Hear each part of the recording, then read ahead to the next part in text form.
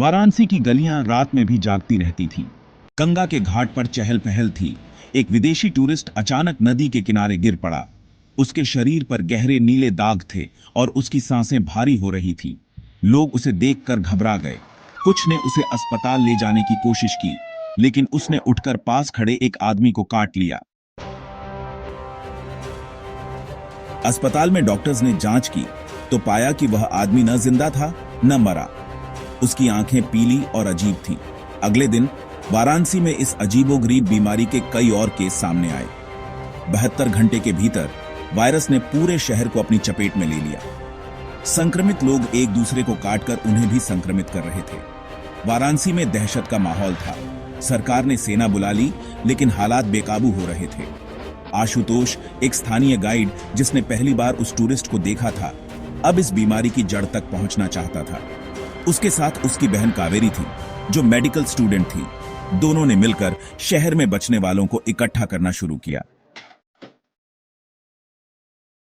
आशुतोष को एक पुरानी लाइब्रेरी में झोंबी वायरस से जुड़ी एक किताब मिली। उसमें लिखा था कि यह वायरस 200 साल पहले के एक पौराणिक अभिशाप से जुड़ा हुआ था। एक संत ने युद्ध के दौरान इसे बनाया था ताकि दुश्मनों को हराया जा सके, लेकिन यह बाद में एक अनियंत्रित बीमारी बन गया। किताब में लिखा था कि वायरस को रोकने का एकमात्र तरीका अमृत ज्योति को सक्रिय करना था, जो गंगा के एक छिपे हुए हिस्से में सुरक्षित थी। भाग 4, खतरनाक सफर। आशुतोष, कावेरी और उनके कुछ साथियों ने अमृत ज्योति को खोजने का फैसला किया। यह सफर आसान नहीं था।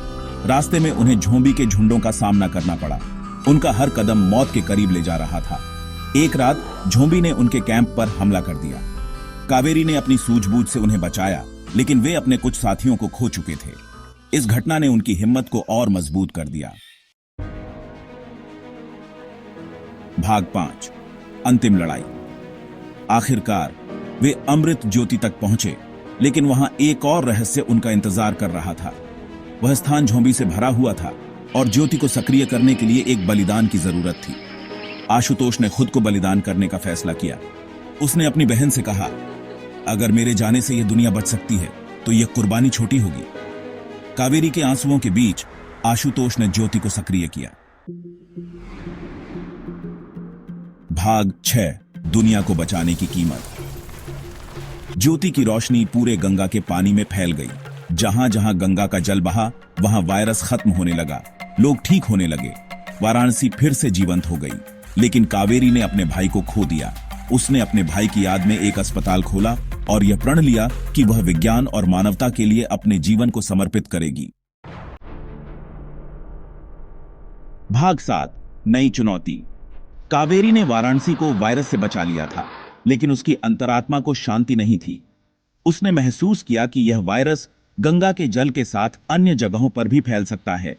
दिल्ली, मुंबई और कोलकाता जैसे बड़े शहरों से अजीब खबरें आने लगी थीं। सरकार ने कावेरी को वायरस पर रिसर्च करने वाले एक खास मिशन का हिस्सा बनाया। उसे पता चला कि वायरस का असली स्रोत केवल अमृत ज्योति नहीं थी। यह एक प्रयोगशाला से जुड़े जैविक हथियार का हिस्सा था। भाग 8, वायरस की जड़ तक पहुंचना।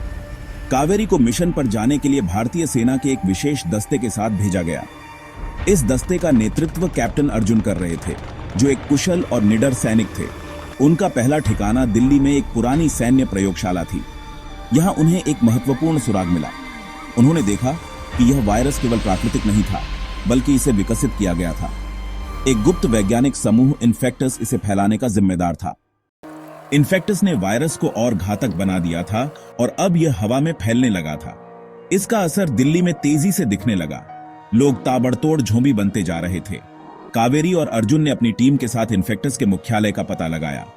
मुख्यालय एक भूमिगत बंकर में था, जो एक विशाल और अंधेरी सुरंग के नीचे स्थित था।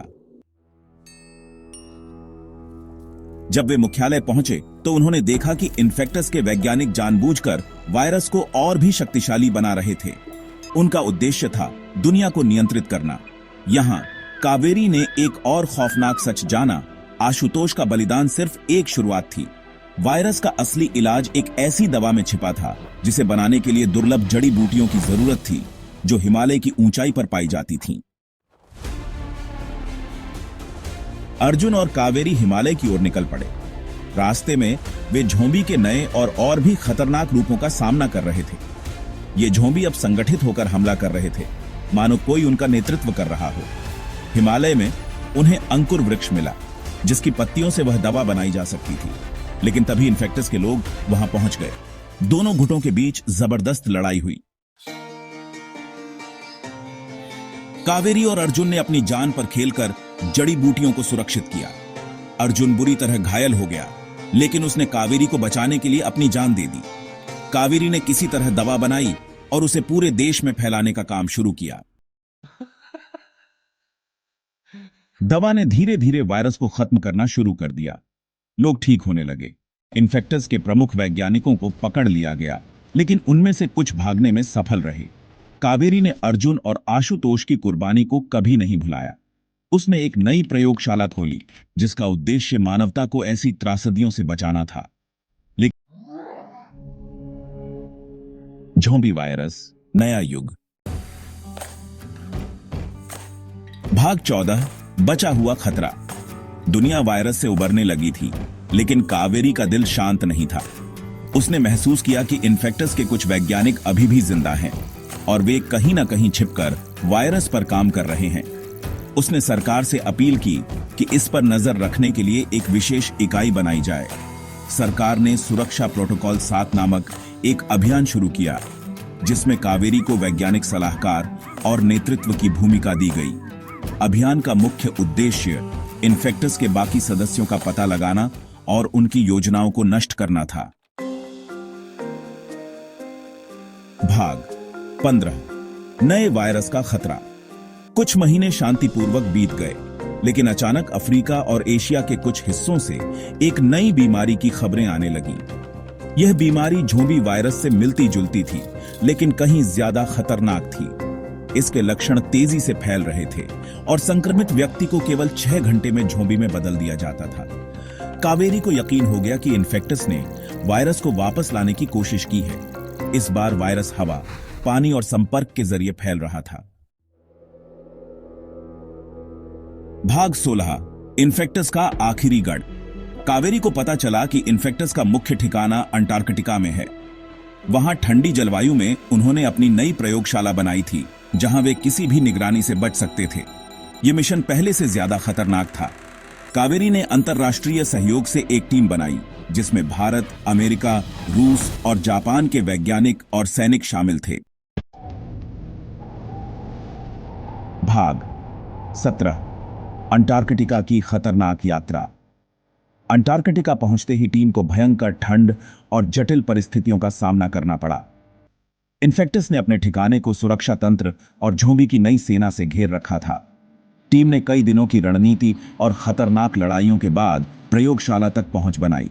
वहां उन्हें वायरस के नए और घातक संस्करण का पता चला, जिसे D100 नाम दिया गया था। यह वायरस मानवता के लिए एक स्थायी खतरा हो सकता था। भाग 18, निर्णायक युद्ध। प्रयोगशाला के अंदर एक विनाशकारी लड़ाई हुई। इन्फेक्टस के वैज्ञानिकों ने ज़ॉम्बी को टीम पर छोड़ दिया। टीम के कई सदस्यों ने अपनी जान गंवा दी, लेकिन कावेरी ने हार नहीं मानी। उसने वायरस का मूल स्रोत पाया और उसे नष्ट करने के लिए प्रयोगशाला में एक विस्फोटक लगाया। अंतिम पल में कावेरी और उसके कुछ साथी मुश्किल से प्रयोगशाला से बाहर निकल पाए। विस्फोट ने प्रयोगशाला और इन्फेक्टस के सभी खतरनाक प्रयोगों को नष्ट कर दिया। भाग 19, एक नई सुबह। दुनिया को एक बार फिर बचा लिया गया था। कावेरी को नायक का दर्जा दिया गया, लेकिन उसने इसे केवल अपने सहयोगियों की याद में स्वीकार किया। उसने ग्लोबल रिसर्च फॉर लाइफ नामक एक संस्था शुरू की, जो इस बात को सुनिश्चित करेगी कि भविष्य में किसी भी देश या संगठन को जैविक हथियार बनाने का मौका न मिले। भाग 20, अनिश्चित भविष्य। हालांकि इन्फेक्टस नष्ट हो चुका था, लेकिन कावेरी जानती थी कि इंसानी लालच और पागलपन कभी खत्म नहीं होता। उसने अपने जीवन का उद्देश्य बना लिया कि वह आने वाली पीढ़ियों को ऐसी त्रासदियों से बचाने के लिए शिक्षित करेगी। ज़ॉम्बी वायरस एक डरावनी दास्तान की कहानी आगे सुनने के लिए सब्सक्राइब करें और लाइक करें, शेयर भी करें पार्ट 2 के लिए। धन्यवाद देखने के लिए।